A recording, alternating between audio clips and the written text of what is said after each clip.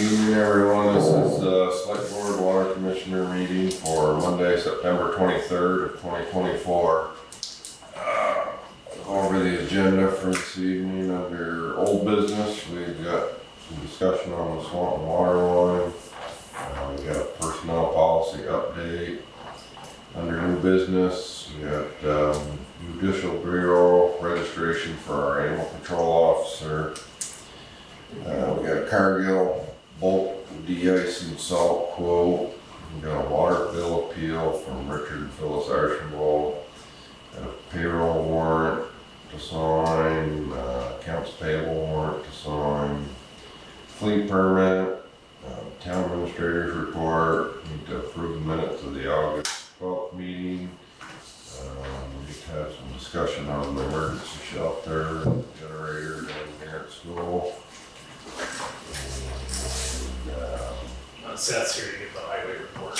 Okay, and the highway report. Is there anything else we need to add tonight? No, I don't think so. Okay. Alright, we'll jump right into it then. Get that highway report, what you got going on? Sure. We have Hungerford's paving coming Wednesday at some point to check out the fire station paving on the edge that we spent a few days prepping last week. So hopefully it meets their specs. We kind of waited till not the last minute, but they're gonna come tomorrow and check it all out. We're gonna take the fence, or they're gonna come Wednesday, excuse me. We're gonna take the fence down tomorrow. It's gonna be a project and check all that out and clean it all up and stuff. And they're gonna come Wednesday and say yay or nay and what needs to be done otherwise for the following week, I think, depending on weather. So that job will be done. We took some shoulders off a bunch of roads that kind of high shoulders with grader last week when it was dry. So we hit like Eldridge Road, Cattell, Crow Hill, Casino, and some on Bridge Street. It went pretty smooth. I used up the rest of the floor. I cleaned out the tanks. There was a few, like one resident called and it was a little dusty, not everywhere, but here and there. So I sprayed out in front of a few house residents on the dusty spots and used the rest of that. So at some point, we'll I'll get a quote. I haven't gone yet for the winter mix. Yeah. I'll just check on that. It'll probably be within this next month, whatever. We'll all hear something. How much of that winter mix usually is? Yeah, it's usually I usually just get a full truckload of it because you can actually blend it with the chloride for the next season if need be. We usually don't quite use it all, but we use quite a bit, depending on the winter. Yeah. It stayed the same price. It was like $1.11 a gallon or something last year. So we'll see. I haven't got the quote on that yet either. But we did get our salt quote. If you guys could sign that tonight, that'd be cool. So we can get it back to them. It was like $92 a ton, same price as last year.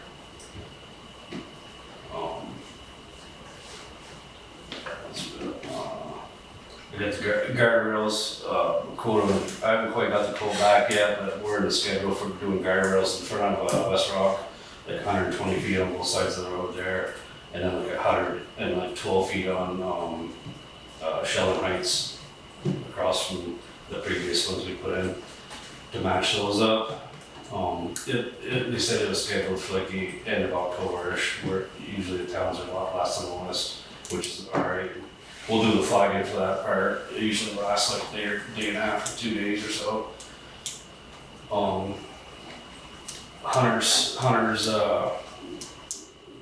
wastewater class starts Thursday is the first one in Montpelier, and it's like every week throughout October. And there's a math class that's thrown in the mix. I think he's gone 2 days, the 11th and the 13th. And we signed Matt up for like a snow and ice class down in St. Albans. Because he's never really dealt with snow and ice before. I've already took it, and I took like 3 classes this summer down there, so he said he's cool with going by himself, because I think Connor's gonna be gone that same day to a wastewater class.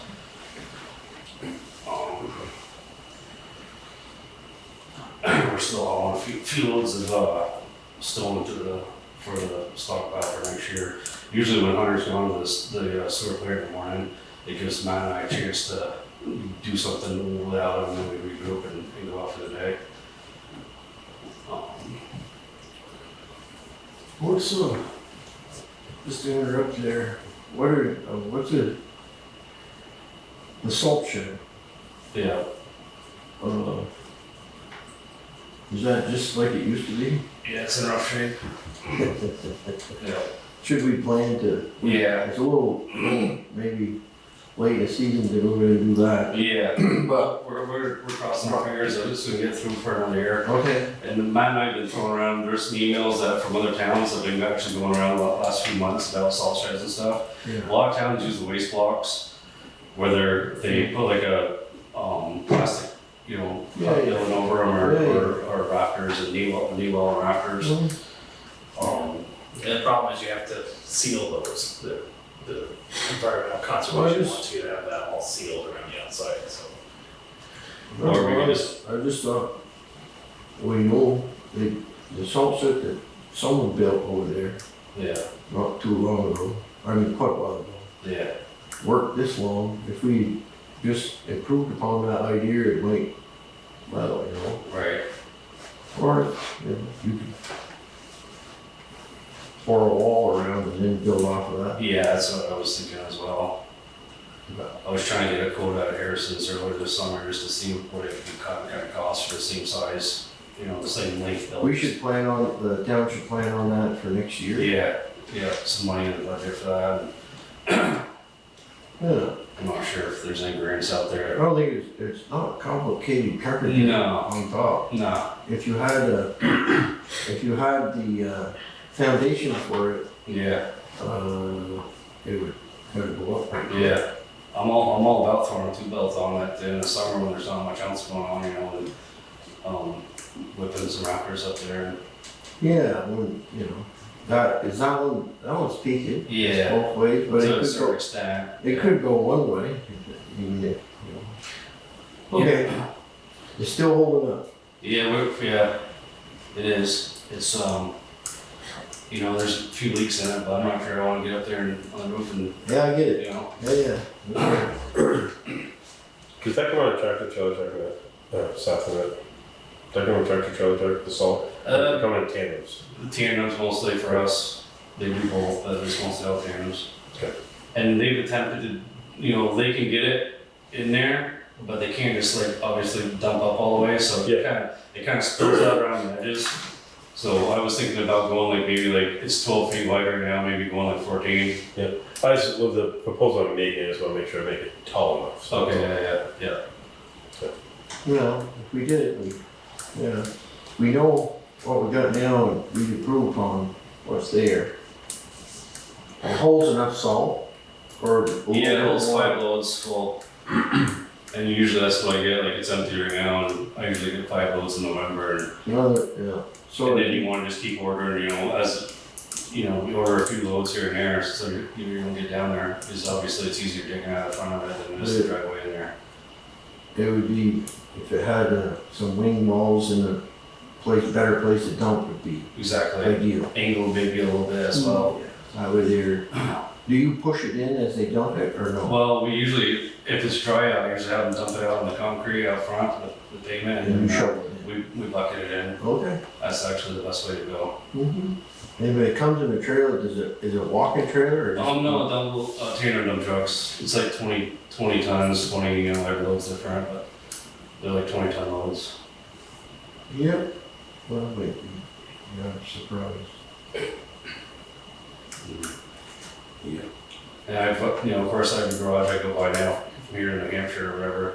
I always look to see what they have for sheds, and some of them are pretty elaborate and others are just waste blocks, with a roof over them. Yeah. I see a lot of them are making, you know, like a clear span building, but up over the same idea, but obviously the fabric on that could use that over time. Well, we can toss that around through the winter. Probably gonna have salt in the old shit. We talked with, you got a deal with Stuart to do the Yeah, excavator? yeah, it's on, next week's schedule. We're gonna rent an excavator and do the culverts and ditching ourselves next week. Shouldn't be too bad. No, it's dry, it's dry. Yeah. You gonna be able to get it with some vegetation reestablished before winter? Yeah, we'll mulch it anyways, so Yeah. it'll look good, you know. Yep. Didn't make it change anything until a later date, like at winter or anything like that. Not that I've heard of it. But that seed's pretty reasonable price anyway, so maybe Yeah. I'll do a mix. No, I just wanted to make sure. I'll probably do a mix. How many culverts is there? There's like 4.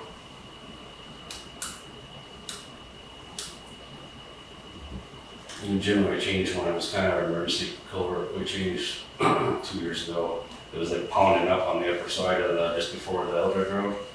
It was just before the 4 corners there, so we changed that one out. Over the shop.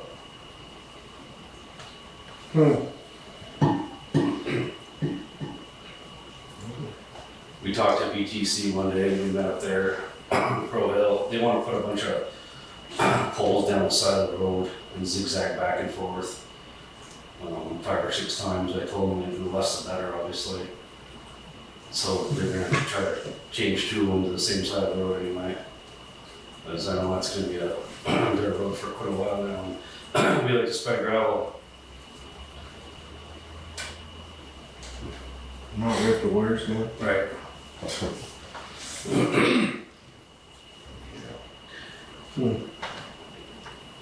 Did they make any headway up on that water leak today, or? They checked it out, but they can't pinpoint it out.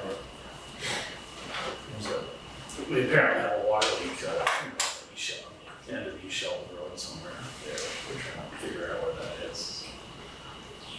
Hunter, and would that help with that too? Or? No, they just did that right off after we saw them there. We're gonna go up there tomorrow and listen to the pipes and see if we can hear. They Somewhere from the booster station, no? Yeah. That pump continues to run there. So Hubert's kind of been isolating different parts to figure out where it is, Yeah. but now he thinks it's on the line, you know, between Catel's and the end of it. And I think you just need to go up and listen to it, I think, try to figure out where it is exactly. I think that's what I'm not recalling exactly what he said, but he knows it's not in the trailer park, and it's not up Crow Hill, so it's that way. Oh, yeah. We have trouble up there this year or two? I think that's right. Yeah, something going on, we're trying to figure it out up Yeah. that road. Well, I think there was a leak outside someone's house. yeah, there's a Not in curb their stop, it basement. should be changed. Right, Oh, but, I remember years ago, we had trouble up there before and we walked to the mark and I don't know. Chevalier has just changed one of the pumps in that building too. It was leaking, and so we were kind of just gonna try to get it out for repair, but they said that it was old enough where they could get parts for us, so they just changed it out. Which building was that? and Crow Hill, The booster building, Old enough, yeah, can't get parts for it. yeah. That's bizarre. Mhm. Huh. that is there, that's on board when we put that building on. I know, no, I don't want. It's already involved. yeah. Ah, Sorry. maybe that was. It could be repaired or something, so they just changed it out. No, Oh, there might have been more money to fix it. Yeah, yeah, I didn't hear the whole story, but. Yeah, they were no good, we don't use them anymore. Yeah, Anything else over there, it's that garage on your wish list? should be easy to find water coming out of the ground. Dry. Someday, maybe like for next year, if we continue mowing lawns and the fire station and all field and, maybe another, Kubota it doesn't have to be any bigger, just one cemetery, that size deck works for us. But if we have 2 mowers and 2 guys and, So that, the mowing business was going alright, yeah, it was. Maybe if we could request another, co-op kit from the Volk Center in Eastburg, that'd be cool too, for halfway through summer, the first part of it anyway. That Western Star is, you know, it's showing its age a little bit, 8 years old. Maybe in the future we should think about replacing that truck next fall with it.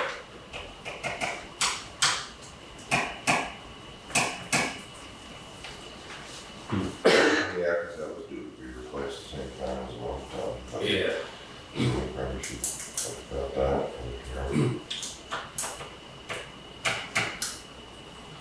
Would you replace that with would you replace it with another big dump truck? I'm thinking that, probably sits around all summer not doing anything. It'd be more useful if we had it, but Right, I'm just saying. or as far as like fuel economy, it uses the same amount of fuel and holds half as much. Yeah, Yeah. well, we could just, yeah. Yeah, We could be better off with the 550. That could be possible too. well, it could be a debate, Yeah. you know. Either go bigger or go smaller. Right. Yeah. Because there was an actual smaller truck, they called it a low pro. It was, We had a low pro Yeah. one time. Yeah. We had a low pro. right. Yeah. And we went, yeah. Yeah. That would be a debate. I have to think about it sometime this winter, or possibly next year. Be interesting to see what the price difference on the table from the single last one is. Yeah. You know. I can get a quote or something, but as soon as you do that, they want you to buy it, you know? Right.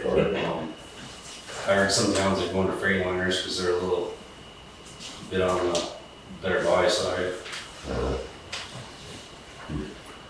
The only, Steve Purley called me today, he was done, he had finished mowing the rest of the roads some time ago, but, anyway, he and I were trying to settle up for how much, exactly I had to do the mileage for him, because he wasn't really, he had done all the paved roads, and then he did a little bit of did the Maury Road and a little bit of he did a couple of the intersections, of all 5 off the dirt roads, and I thought that was fine, so we were trying to figure out exactly how much he could bill for, so I figured that out with him, but anyway, just because he called, Seth and I were kind of talking about whether, that would be the other thing to consider, whether the town wanted to get its own rig for doing that in the future, and whether that would be worth it, but it's a conversation we can have when we're doing the budget this year, whether we want to do that. And I think it'd be a question of whether we could find other jobs to do with that tractor if we got one, because it'd be a fair amount of money, and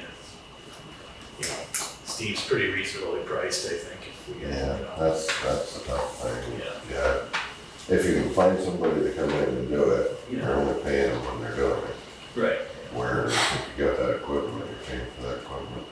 Right. Sit there. And run it, do some work But for if you, you- know.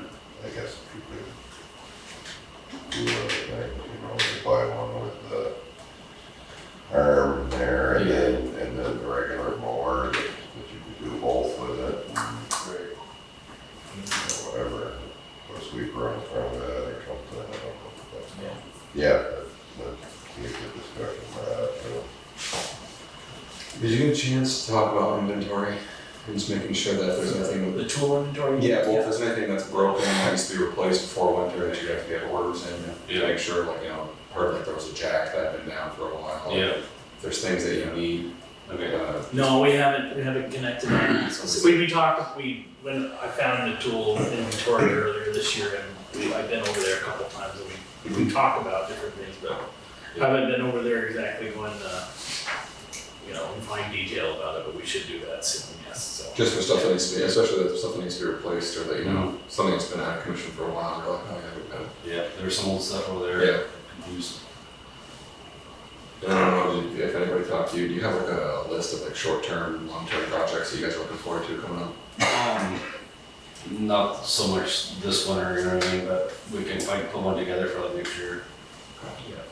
Yeah, we talked a little bit about that. After the culverts get done and the guardrails for this year, you know, obviously next year hopefully the salt shed and more ditching culverts and shoulders and.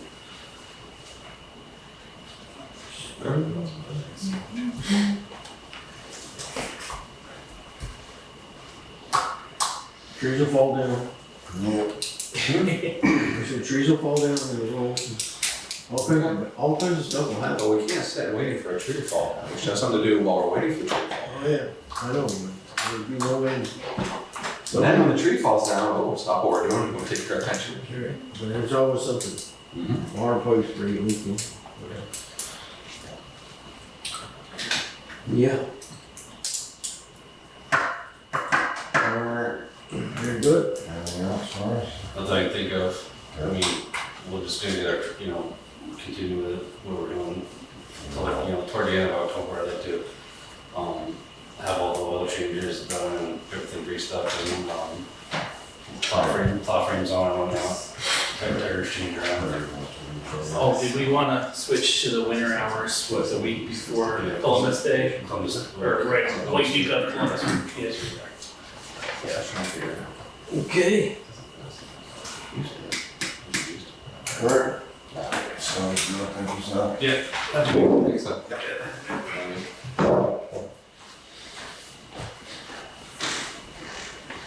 Alright. Let's, on this Swanton water line, there is a meeting lined up that we're gonna warn for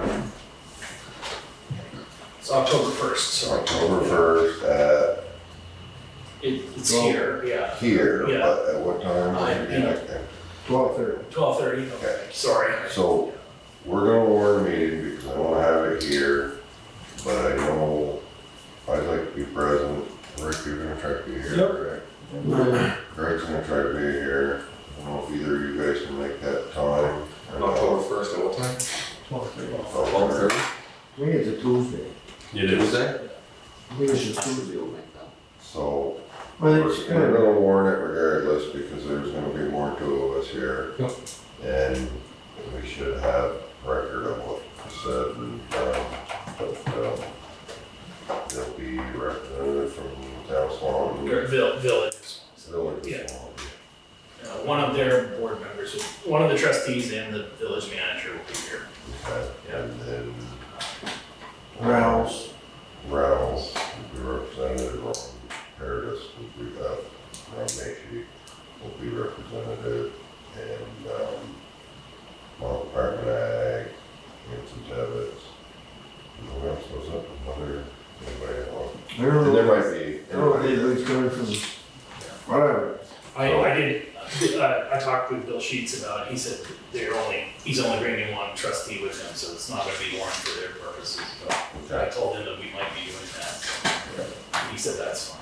That probably explained the email request that came from the fire department regarding the water wash last week.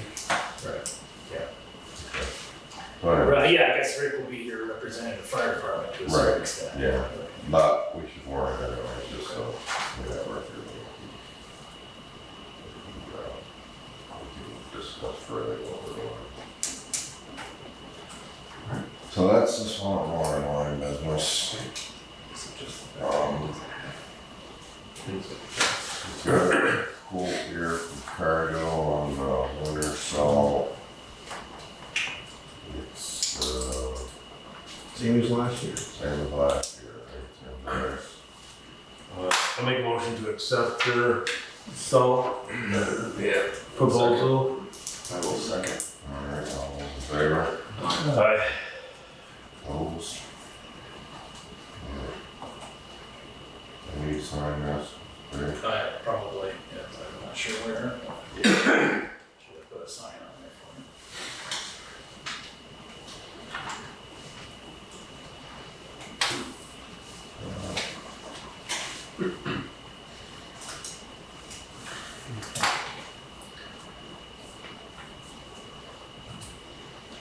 Do you know the history on this water bill? I don't know it in great detail. I think that they had a leak outside of one, and Hubert went and turned the curb stop off so they could fix that. So I should have gotten Hubert to give me a bigger rundown on that, but How much is it bill? I think it's for $800 or something. $830. That's still a lot of water. Yeah. So I'm looking for some relief on that, I guess. Yeah, I think. Is that on 105, that address? I believe so. Okay. Leak, it says. August. That's different than the other one we had, right? Yeah, this is, This is over on Mill Street. yeah. The last one we had was on Boarding House Street, yeah. It's right across Okay. the post office. What is, what is their, do you know the history of this bill? If it's, I see the sewer charge and the flat water charge, but typically, I did not, I should have pulled what their typical monthly usage is, but I'm sorry. I we'll just put a note on here that charging wasn't recharged. That's Average of previous. Average of the previous three bills, Something like that. something like that. Alright. Is that all right with you guys? Yeah. I suppose we should do some sort of policy in our water department on this, because we're running into it. We've done 3 or 4 of them, so. Yeah. But anyways, for now, In this case, I believe there was a leak, as opposed to some other ones where people may or may have forgotten something was turned on. I think there was an Yeah. actual leak. well, I think that some of the other ones might have been a leaking toilet or something, so, but, anyway. Alright, so I'll take a motion that we,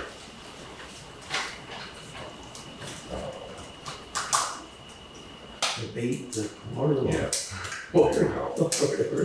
Whatever you wanna call it. Abatement on the water bill. Yeah. Make a motion that we average the 3 months previous or 3 billings previous There you go. and charging that for this one. Second. All in favor? And make a note that we need to make a Policies. policy, Someday we need to sit down and go through the whole. policy and we need to sit down and go through the whole water and sewer billing. Mhm.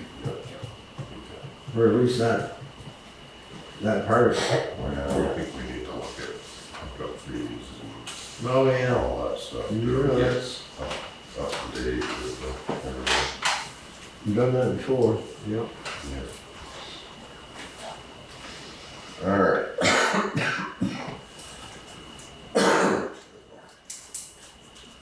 This, Judicial Bureau registration for animal control officer, that is so that he can write tickets. That's correct. So we've had a subsequent complaint, with regard to the dog owner, which we had the hearing last month. Didn't he state in his letter that we could go in town with dogs if we had any more violations? I think I can't remember if we said that exactly, or if we said we would we would either do that or oppose a fine is what I think we said, but I have to pull that up, but,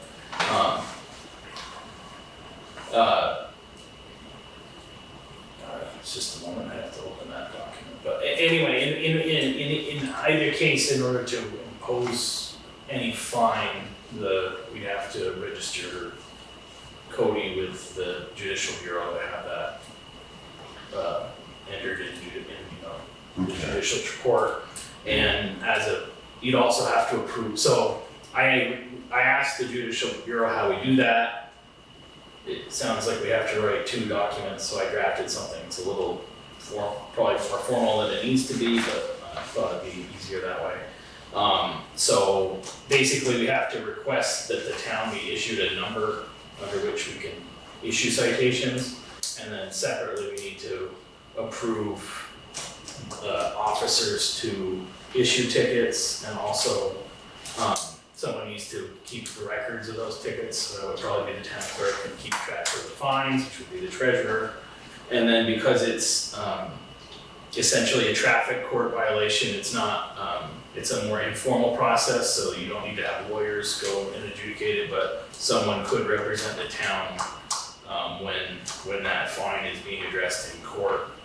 And I just put myself down there, but you could appoint someone else to do that. I don't know that Cody would be available necessarily to go down to court to attest that if somebody did. Okay, but Yeah. Cody, okay with, Yes, he was okay with issuing the tickets, yeah. So what's the latest, or what's the latest on The the, complaint was more about the dogs running at large as opposed to, biting your? biting or harassing anyone, but it was more of the other violations of the ordinance that were discussed. I don't know, I told Cody about it and he said, oh, well, how would I write a ticket? And I said, oh, I have to get you signed up, and then I figured out this was the process, so I don't know that, he may have gone up there and investigated, but yeah, obviously, I haven't talked to him since last week when we got the complaint, so. we get this stuff done. Yeah. Moving forward, we'll be Right. better fit, yeah. Alright, so, we just need to sign that. I think it would be better, it would be good to have a motion just to say that the town wants to apply for a number from the Judicial Bureau and approve the officers listed to deal with those, Okay. those issues. Do that. No motion. Bill, second. All in favor? Opposed? Alright, Matt, do you know if that can be expanded upon to other departments, potentially? I mean, generally speaking. In not theory, specifically. now, I think with regard to animal control, I think there's sort of an exception, where you don't necessarily have to have a law enforcement officer, but in order to, like the zoning administrator can issue fines for zoning violations, but, most other municipal ordinances, like the speed ordinance, for example, I think the state more or less requires that it be a law enforcement or an officer, or someone who's a trained. So even if the town had a constable, for example, in order to enforce anything beyond the dog ordinance, you would need to have that person be a certified law enforcement officer. What about burn ordinances? That's a good one. I don't know about that, Richard. I have to look that one Because up. that's a Yeah, that's the constant. problem. I see. Getting farmers.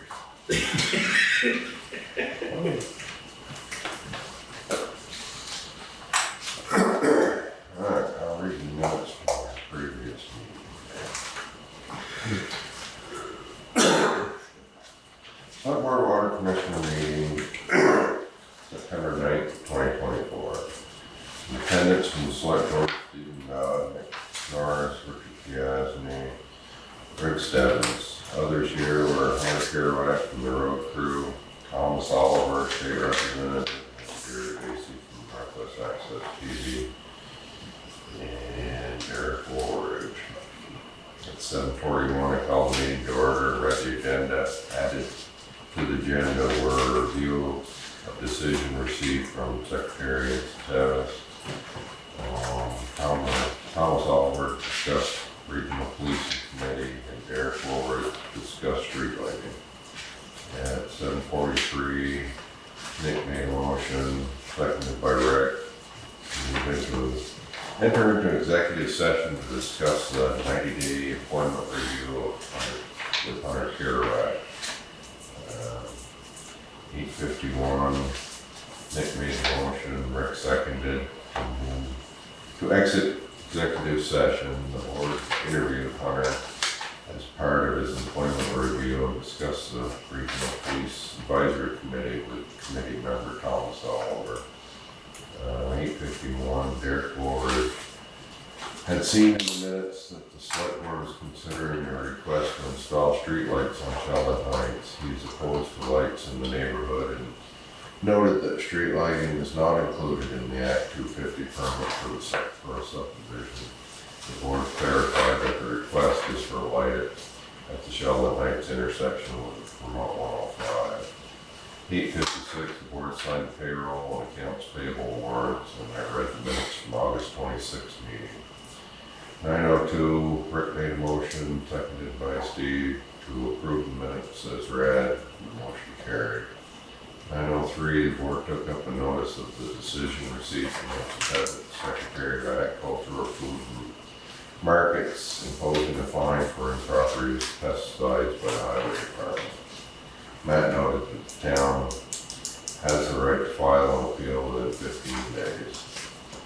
And 9:08, Rick made a motion, seconded by Greg, to appeal the Secretary's decision, and the motion carried.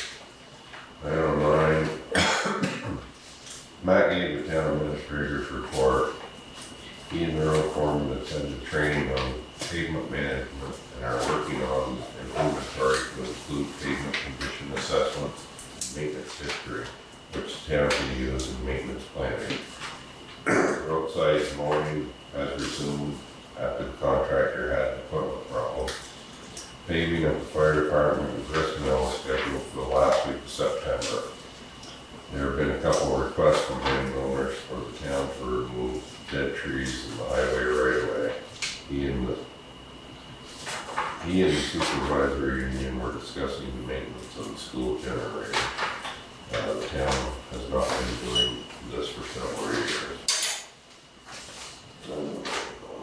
9:22, Matt asked the board to reschedule the public hearing on the proposed town plan to Monday, September 30th at 7:30. 9:24, Matt shared with the board proposed amendment to the town personnel policy addressing compulsory time off, the Juneteenth holiday, and allowing town employees to leave work to respond to fire emergencies.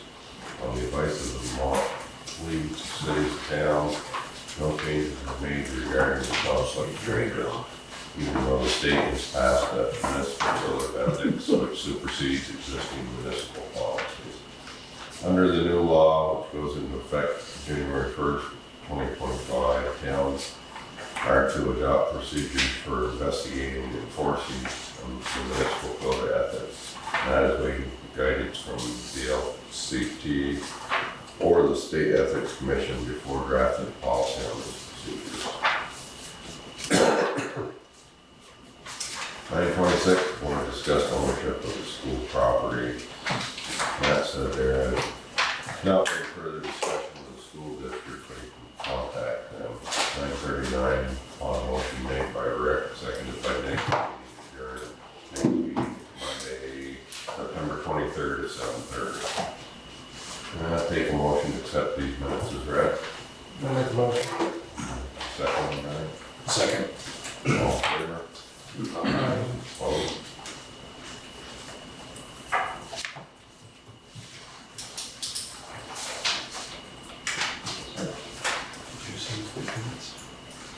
Did you make a decision on whether to do that generator? No, that's on our agenda here tonight. It is. So, what's, I guess that's still considered our town emergency shelter, right? Yes. So, should we maintain that? Because that was put in there for, not for the school, it was put in for the town for the emergency Yeah. shelter. That's what FEMA money, right? Put that in years ago. Yeah. I would say if that was the purpose of that was put in there, the first purpose of that being put in there, then it should be maintained by us. If it was bought for the school and for their backup purposes, then I feel it should have gone to them. But if it's for our purpose first, Yep. then we should maintain it. The ball got dropped a while ago, but I think we should. So I had some further, well, I talked with Vern Blueholder about that, and according to him, the other towns in the Northern Mountain Valley district, they do maintain the generators. They, pretty much all the generators were installed in the same fashion, and as far, according to him, the other towns are still paying to maintain those generators. I've not actually confirmed that with the other towns, but I have no reason not to believe him about that. As I said, I think a couple things happened where we had done some things to take care of it, and then whether, through, it sounds like a more informal agreement, we thought that they were gonna be taking care of it. And changes in employees. That's right.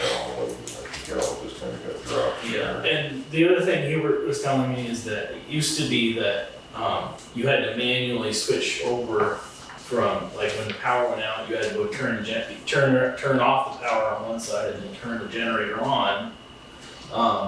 And so I think the janitors down there used to have training on how to do that. And now I believe that the school has installed some way that automatically goes over. And so the janitors down there aren't as well versed in how to operate that as they used. I think they used to have some basic training about how to, keep it maintained. And because it used to have to, do a test cycle every Tuesday or whatever, somebody had to go do that, and so there was a regular interaction with that generator that may or may not be happening anymore, and that may be why we had an issue on Friday where it switched on automatically, but then it, anyway, it didn't function. Without a problem. It's still running. Yeah. So I'm not sure if it was actually smoke or not, I think it overheated. Oh, It was yeah. steam. Okay. There was basically no water in the air, in the radiator at all, it was very low. Yeah. And that's what Hubert said, he went down and put some antifreeze in some oil. And then we fired it back up and it was fine for a little bit. Now, the other thing is it still doesn't power the whole school, it only powers the gym area and a couple of the hallways, I think. So it's still not a full backup for the school, it's really just there to service the part of the school that would be the shelter. With heat or without heat? I don't know about I think it does run. The furnace is right there off the gym. So But that doesn't mean that it's stuck to it. Right, well, Yeah, it would be, because when we first moved in there, there was an issue because the water came from, Oh, from the old well? the water came from the old well, and we had some kind of, had a situation, because you gotta have water over there for the boiler. And now in the gravity system, and then there's a generator down here, I believe, at this point, at the water plant, so that's all under control. Because when it first got installed, it was like, this is gonna work, but it doesn't, all the water was being pumped in Sheldon Springs by the pumps. But now that's been resolved, so yes, it will work. With the generator, I mean, if you were iced out in an ice storm. Yeah. That's, yeah. So, if you can get someone lined up to go down there, Just hang on to your wallet. give us complete service and line up the highway crew to learn the maintenance on that. Get us good with that service back home. Now, when I talked to Vern, about, because they had called us and said, well, who do you guys have, maintain your other generator? And I told them that we had Reliant, and inspect that. And so Vern's trying to get it so all the school generators are being inspected by the same company, but he couldn't get that lined up. So anyway, he called me, and then Reliant called me back and said, do you want this to be done on the town's account? And I said, well, we didn't budget for this, so I told Vern that, if we had budgeted for this, I'd be fine for it, but we haven't budgeted for the school generator for a couple of years now, because we haven't had any expenses on it, so, anyway, he may have already sign them up to come down and take care of it on the school's account, but I will check with him if that hasn't happened. But I think if we're gonna say we're gonna maintain it, we need Right. to Yeah, do that. make sure it gets done, Right. because I think that's what happened last time. And why does it matter to him who we have it serviced by, as long as it's getting serviced? Right, that's right, In the past, we had Caterpillar do it. yeah. Right. Cat came up and did it, because it's Caterpillar. That's, and that's what happened the last time, though, we had it all serviced, and then their janitor at the time said, well, I'll take care of it, I'll keep an eye on it. But since then, that janitor left, and we weren't maintaining it, they weren't maintaining it, and so we don't need to get in that same mess again. We need to get someone's in charge of that, and that's on their to-do list. Can you ask what a maintenance and go through would cost, Matt, just out of curiosity?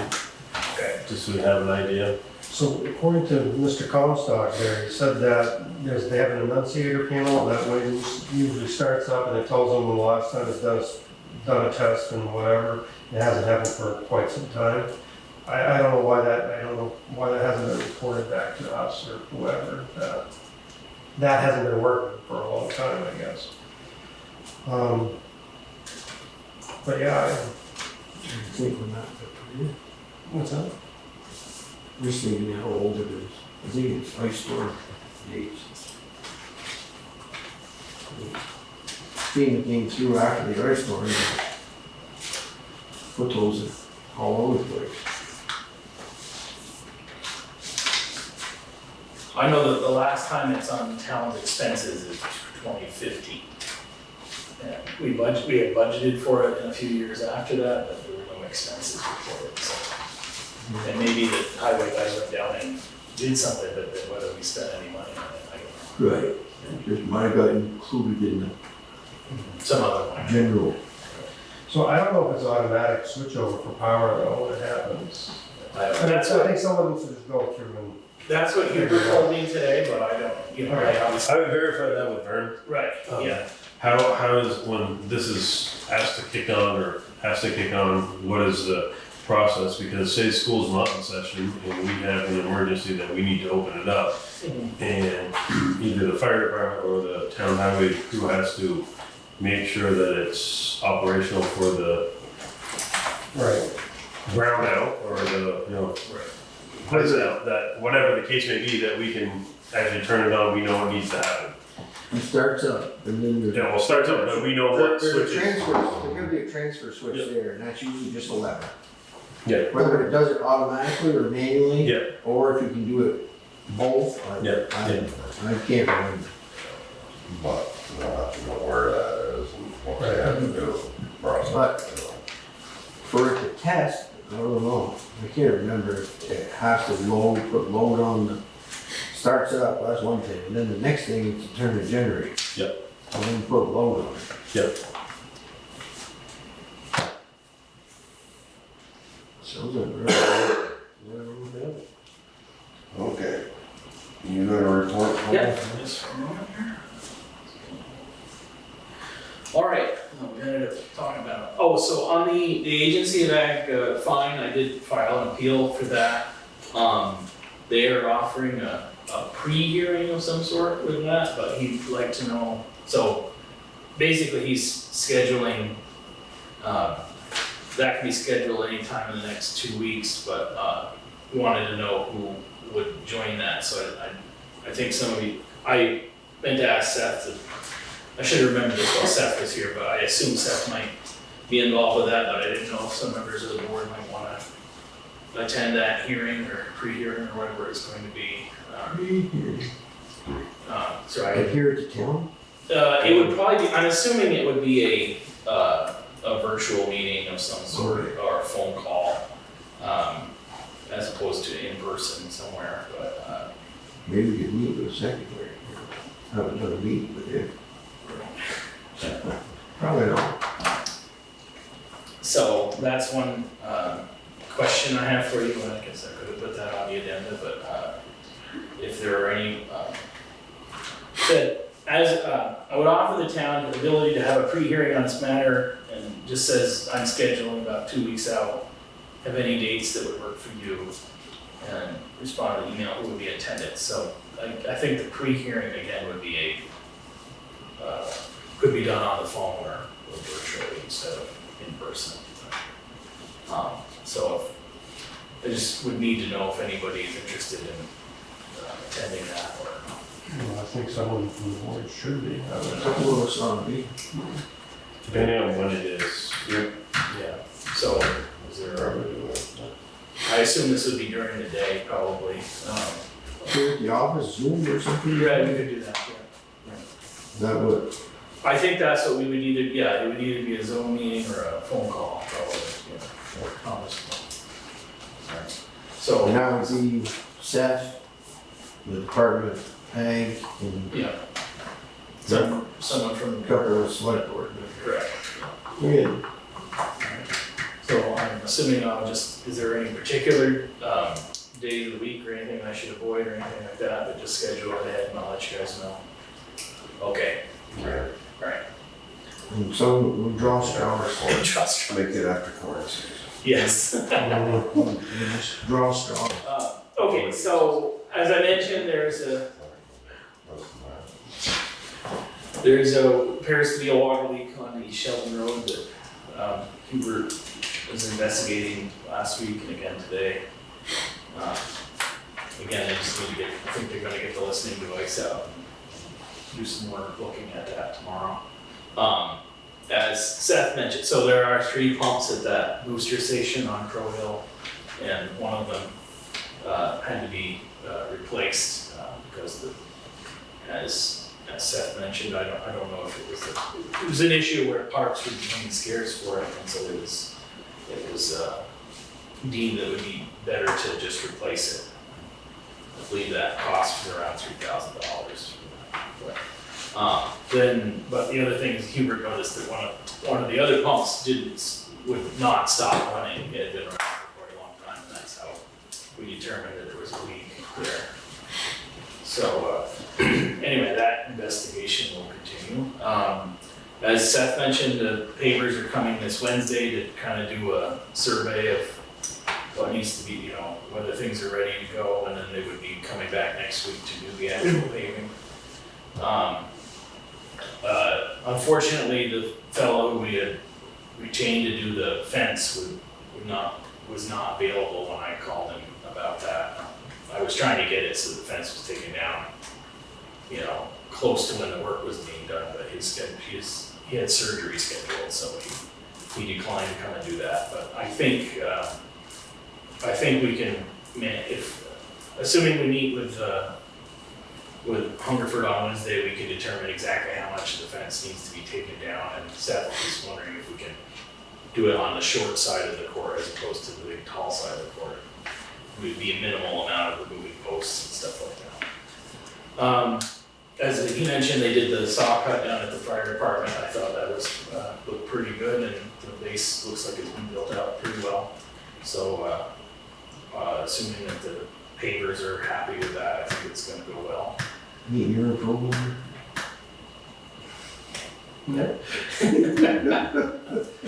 As long as it's okay with you. Looks good. I mentioned about the dog complaint we received, and that's what triggered getting this registration with the Judicial Bureau. So once that's initiated, I'll follow up with Cody about how that investigation is going.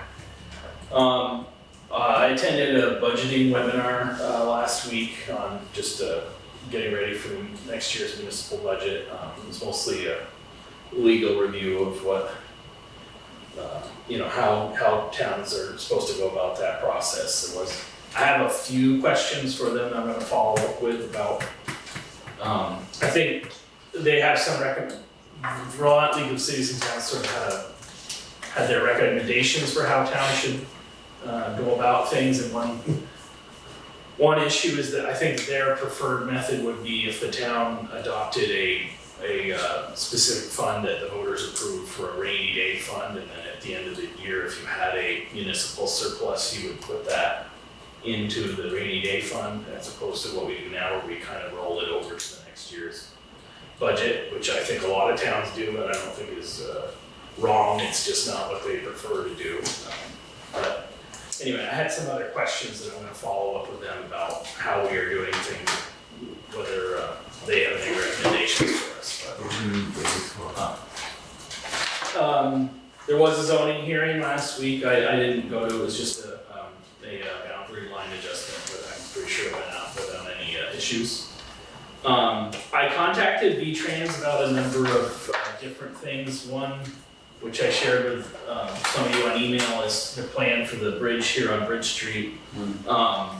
So I'm assuming because of the storm damage over the last couple of years, that project has been pushed forward quite a bit, so that they're not looking to do that until 2030.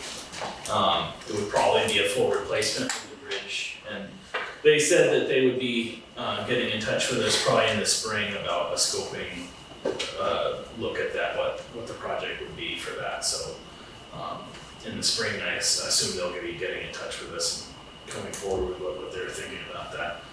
I requested a hydraulic study for the culvert on Cook Road that's below the one we replaced on Heald Road, because that's probably the next culvert we would be looking to replace. And having that study done will make it, V-Trans will do that for us, and then when we have that in hand, it'll make it easier to apply for a structure grant for that. I also asked V-Trans about when they do the Vermont Route 105 paving next year for the portion toward Enosburg, whether the short portion of Mill Street that still belongs to the town, whether that's part of that paving project or still belongs to the state from the old 105 route. I haven't got back an answer on that yet, but there's that area of the pavement's in pretty rough shape. I don't know if they consider that theirs or not. So, but, Where's that now? On the intersection? yeah, right in front of the store, in front of Mr. Messier's house there.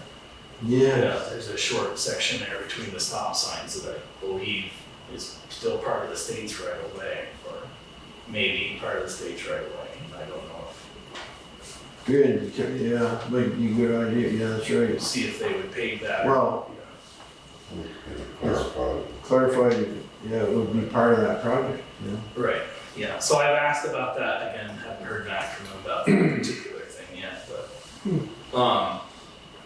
I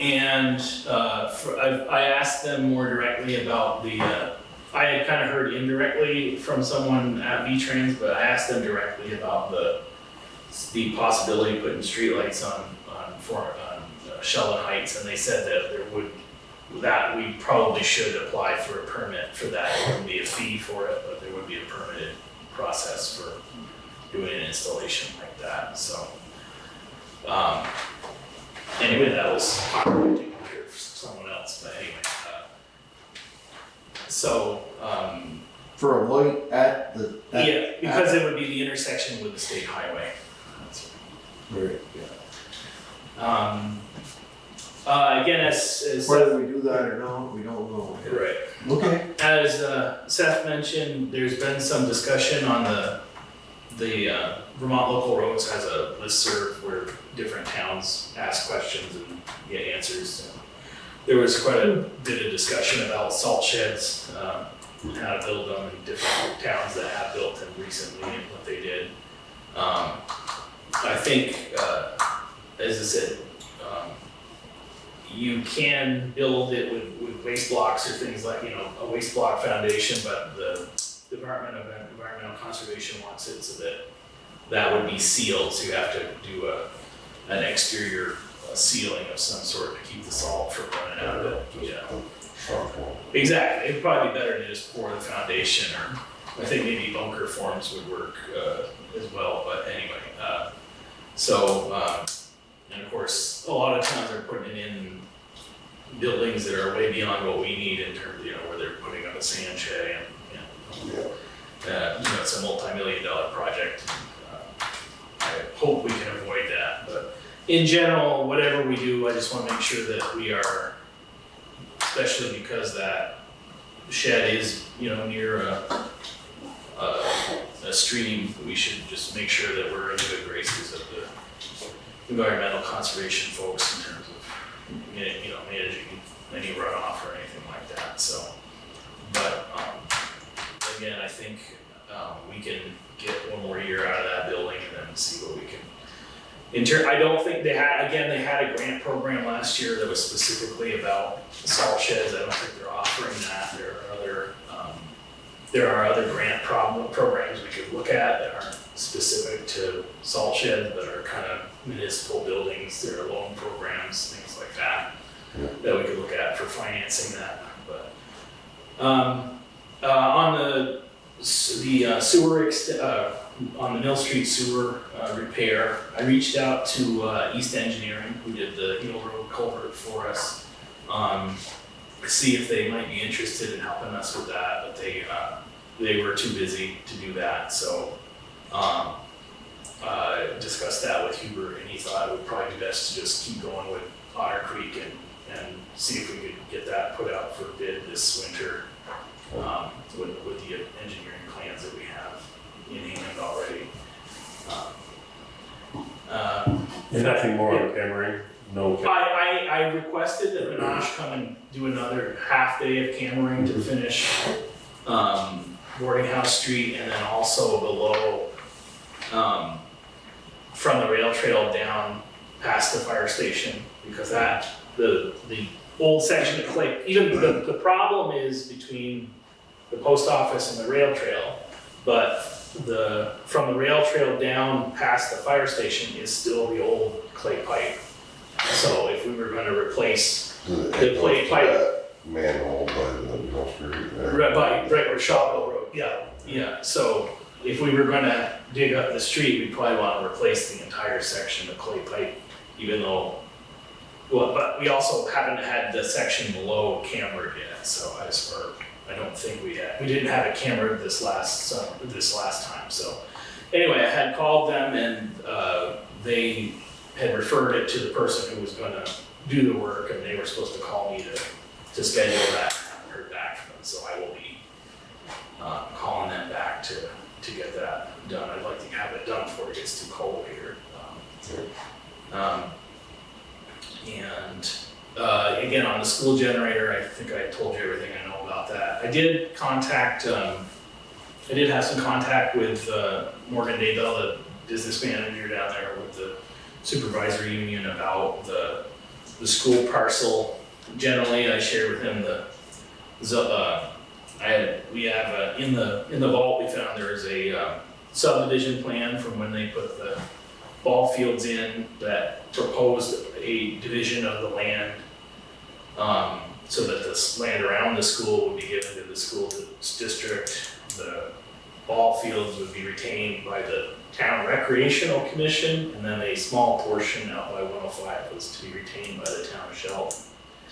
Now, again, we've never found any land records that show that any deeds actually were exchanged, but that was the understanding I think everybody had, was that the town would take care of this part of the property and the school would take care of this part of the property, but that's, like I said, that's just that's a subdivision plan, it's not, a deed, so. So what's the land records there right now? Right, as far as I know, it just still the original transfer from the mill to the town, so that the school side belonged to the town, but the forest side would belong to the school district, because that was given directly to the school district. Was that subdivision signed off? That's a good question. It's in the records, but I don't know that it's, stamped and That approved. was probably put together Recorded. for the Great. grant purposes. Right. And then probably just never got followed through, so Yeah, there's no recreation. No, but I'm just. Right, that's what I mean, Yeah. there's no recreation commission that takes care of the fields. right. Yeah, exactly, and that's part of the subdivision. I didn't understand how the town can't deed land to a subdivision of itself. Steve, that Yeah. was a select, the recreation committee. Well, that's how it was. Sure, probably, because they're the one that own Okay, it, or every other they're the one that commission. mowed it, they maintained the fence and this and that and the other. People went and, Yeah. the Yeah. the staff at the school went out and chalked the lines and Nick's been in charge of that the whole time, we don't remember. The only thought I had about that, which I haven't followed through on, is I thought maybe I'd ask Paul Madden if he remembered anything, because he's the only person I could think of that may have been involved in that, who's still around. But whether he would remember or not, I don't know, but, anyway, I relayed that to Morgan, and I said, do you think I should go to a school board meeting? And he said, well, why don't you and I and Vern have a meeting? And he plans to do that the week after this week, I guess, so we're gonna get in touch and talk about the whole school business, probably including the generator and the ball fields and whether, The road, and, well, maybe the road, I don't know. that's what the whole discussion started around. Correct, but I mean, the school's latest plan didn't involve moving the road, it involved putting a new loop on the bus loop, or adding. Right, but I thought it was that they didn't realize, they didn't know if they owned the land or not. I don't know if they knew, I think their question was whether they needed to involve the town in all those plans, because the town may or may not have owned the land, so. Anyway, I Okay. think the plan is for us to have a face-to-face meeting and Yeah, that's okay. Yeah. So, yeah, okay, I can make it up. okay. And I believe that is all I got for you. Oh, well, besides the, somewhere in there I've got a draft of the personnel policy, and I can quickly run through what I have written up there, so. One thing I didn't bring, So I have, I need that. there's one copy there that is clean, and there's one that shows all the changes that I made to Yeah, it. look at the changes. But,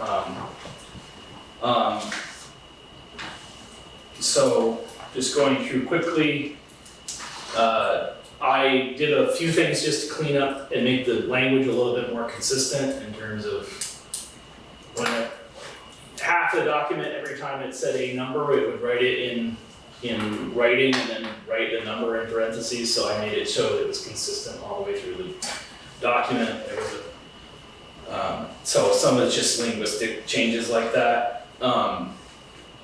I added a couple of definitions, like the policy refers to public works employees, and I just made it clear that that means highway or water and sewer employees.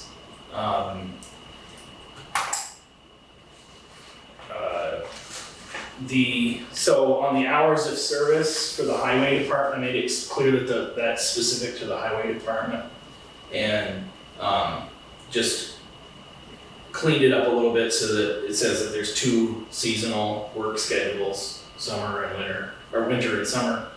The winter work schedule applies January 1st to May 1st, and then I changed. It was originally till the week of or the week after Labor Day, but since we've been doing it later this year, I changed it so it's the week of Columbus Day. So week of Columbus Day through December 31st is the second part of the winter hours, and then winter hours means that you're doing 6 a.m. to 2:30, which is 5 8-hour days totaling 40 hours a week. Summer work schedule would be May 1st through the week prior to Columbus Day, and that means 6 a.m. to 4:30 p.m. 4 days a week, so 4 10-hour days totaling 40 hours a week.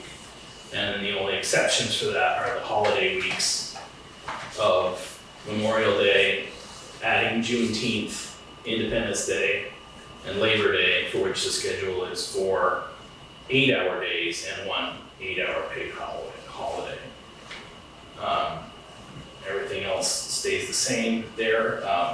Moving ahead, again, I didn't touch anything having to do with the conflict of interest stuff that had been adopted, because I would advise that we should just leave it alone, even though the state's gonna take over defining all that.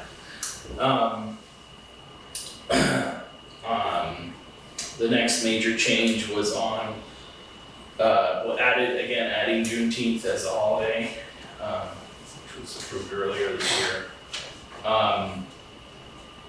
And then the only other, alright, so on the compensatory time off, so we'll just say comp time. We added, in section 23, I added that comp time must be taken as time off except for in certain, the conditions laid down below. This was, and so an employee who has accumulated 110 hours of comp time shall receive any further overtime compensation in cash. So that you're limited to 110 hours in the bank at any time. And then for highway department employees, 40 hours of comp time earned before Columbus Day can be carried over to the next year. And then any accumulated comp time that's above that threshold on Columbus Day, you'll receive as cash the next pay period. Alright, so that's, I believe that's Do what. we wanna put cash or do you wanna put, I would just, because I'm just afraid that if you put cash, someone's gonna hold you to cash. right. I was trying to follow the form that was in the rest of the document. So in the rest of the document, Okay, it says cash, so. Okay, Up below it says, above that, it says if an employee does not express a preference, yeah, he or she will be paid in cash by the way of their next paycheck, so. Yeah, I agree with you, Seth, that it kinda sounds like, we gotta literally give them gold, but, well, say it yeah. comes in cash in their next paycheck, just, Right, that way it's not that we're gonna give them cash, it's in right, their next paycheck. okay. I can change that, no problem. Okay. Alright, and then we added a new section, section 25, for emergency responders, which is pretty much verbatim what Raymond gave us. We can hash out whether we wanna actually accept everything that was in that, so I can read it briefly.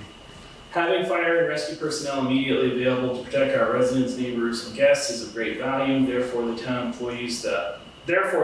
employees that are members of the Sheldon Fire Department will be permitted to leave work in order to respond to fire and rescue calls during their employees' regular hours of employment without loss of pay, vacation time, or sick leave. If an employee has been engaged in fire and rescue services by the fire department for more than 4 hours immediately prior to their regularly scheduled work hours, they will be permitted up to 4 hours off for that scheduled work day. At no time, because of this policy, will employees be paid overtime or earn comp time. Employees who respond to emergencies or are engaged at the beginning of their regular scheduled work period should attempt to notify their immediate supervisor as soon as possible. Notification can be face-to-face or by electronic means. Town Sheldon employees should return to work as soon as possible after being released by the fire department incident commander. There are times when the town of Sheldon employees cannot or should not leave their responsibilities to the town of Sheldon. If an event has required an employee to be recalled and working on overtime, the supervisor will determine if the employee can leave for fire department response. There are responsibilities that the town of Sheldon employees may be engaged in that are critical functions that deter fire department members' responses. May include but not limited to plowing, snow, sewer and water repairs, etc. The employee must always ask themselves, where am I the most value to the residents or taxpayers of the town of Sheldon? So again, I just put that in from what Raymond had drafted. We can choose to accept that or not. And the rest of the changes are just to the numbering and to the menu. And then the members of the board who are currently on the board, as opposed to 4 years ago. Another thing I contemplated but haven't done is that I have drafted I believe that there is a job description for my position, that I have drafted one for the road crew that I did when we posted that position, but I could also draw up a job description for the foreman or for Hubert's position. I didn't know if we'd want to include that in the personnel policy, or if we want to just keep those separate as a. We can make that like Appendix. appendix, Yeah. like C appendix for job Yeah. description of Yeah, highway foreman, road crew, and town administrator.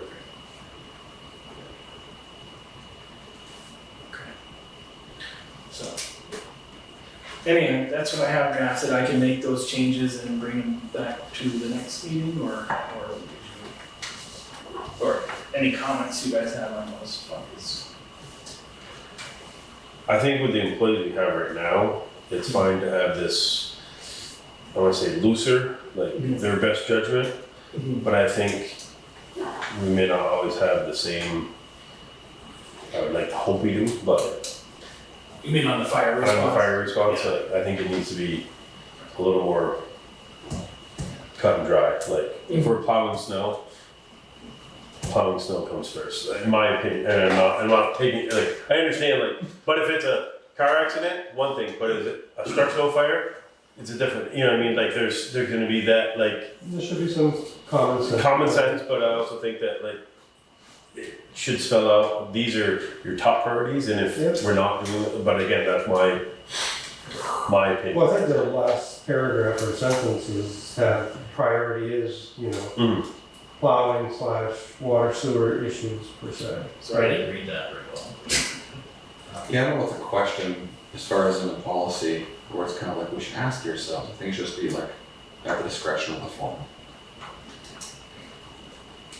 If the foreman says you can't go because you have plow roads, because this is my foreman, then that's ultimately the judgment that, you know, of the employment of the town. Yeah, I guess that's the part I don't like, is where the question is left at the end. What should I do? Someone needs to make that call.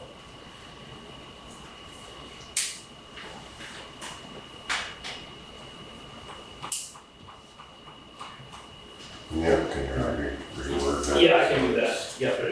So, That last paragraph. Yeah, I know, that one. It just seems like a little, like, that's more of a statement than a direction, a policy.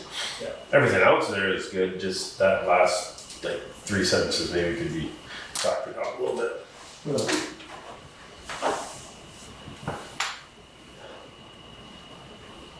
it's up to the foreman to know how much manpower he can spare. To one man, So Okay. you can walk on write that up, just. Yeah, I'll probably write it To exactly. that effect, that the foreman has. Well, I mean, it already contains about, you know, the incident commander releasing them to go back to work. That's if they leave, Same. but like. if Right, I'm just they're saying, we already- can make it the exact same thing where the Yeah. fire, the foreman has to release you to go to the, Yeah, to correct. respond, yeah. right, Yeah. hey, I'm headed to the fire. Okay, No, we gotta fix this water pipe first. The foreman's gonna join too, I don't know if you heard that. Oh, well, yes. Oh, yeah, Seth's gonna join the fire department. Yeah, okay. Alright. Anything else we need to discuss? Not over here. Right? Good on this end of the table. Yeah. Squared away over here. I'll make a motion to adjourn the meeting. Second that. All in favor of that? I Opposed?